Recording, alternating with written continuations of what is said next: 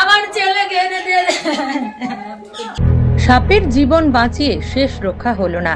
সেই সাপের কামড়েই মৃত্যু হলো আরামবাগের 2 নম্বর ওয়ার্ডের বাঁধপাড়া এলাকার বাসিন্দা বিশ্বজিৎ দাসের। জানা গেছে বিশ্বজিৎ সাপ উদ্ধারের কাজ করতেন। শনিবার গোঘাটের বিজলকণা এলাকায় মাসির বাড়ি গিয়েছিল পুজো দেখতে। সেখানেই সাপে দংশন করে তাকে। তার পরিবারের দাবি রবিবার একটি গোখরো সাপ উদ্ধার করে বিশ্বজিৎ। তারপরে তার নিয়ম মতো সেই সাপটিকে অন্যত্র ছেড়ে দেওয়ার জন্য নিয়ে যাচ্ছিলেন।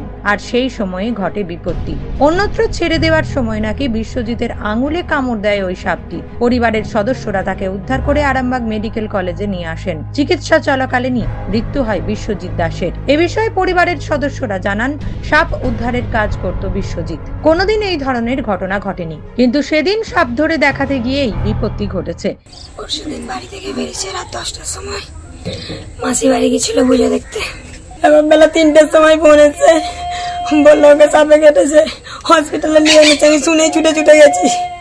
আমি যখন গেছি তখন ওই এমার্জেন্সি গেটে রয়েছে, ওর স্যালাইন দেওয়া হচ্ছে, ইঞ্জেকশন দেওয়া হচ্ছে। ও সারা শব্দ কিচ্ছু দেয়নি, ও আর সারা শব্দ দেয়নি, চোখ খুলেও দেখেনি। ও সব রেস্কিউ করতে সব ধরেছিল, বনেনি যায়নি, খুলে দেখাচ্ছিল যে সাপটা ধরেছে, এটাকে রেস্কিউ করেছে, এটাকে ছাড়বো এবারে মাসি বাড়িতে বিজলকোনাতে। ঘটনাটা ঘটেছে, তাকে ভাত পর্যন্ত খেতে হয়নি। তারা যা কামড়েছে তারা সেই মুহূর্তেই নিয়ে একবার হসপিটালে ভর্তি করে দিয়েছে। আমার বোন বিজলকোনা থেকে, ও তো 1 বছর 1.5 বছর সব ধরছে, ধরে ছাড়ে। ওদের তো মারবার আইন নেই, ওদের তো বন দপ্তর থেকে ওদের তো মারবার আইন নেই। ওদের বলেছে যে তোমার ছেড়ে দেবে, আমার গভীর জঙ্গল দেখে ছেড়ে দেবে। এরকম গভীর জঙ্গল দেখেই ছাড়ে, ধরে নিয়ে আসে, বলে আজকে 2টো ধরেছি, আজ 3টে ধরেছি, ছাড়তে যাবো। কাউকে দেখাতেও দিইনি এইখানেতে, বড় বড় কৌটো রয়েছে।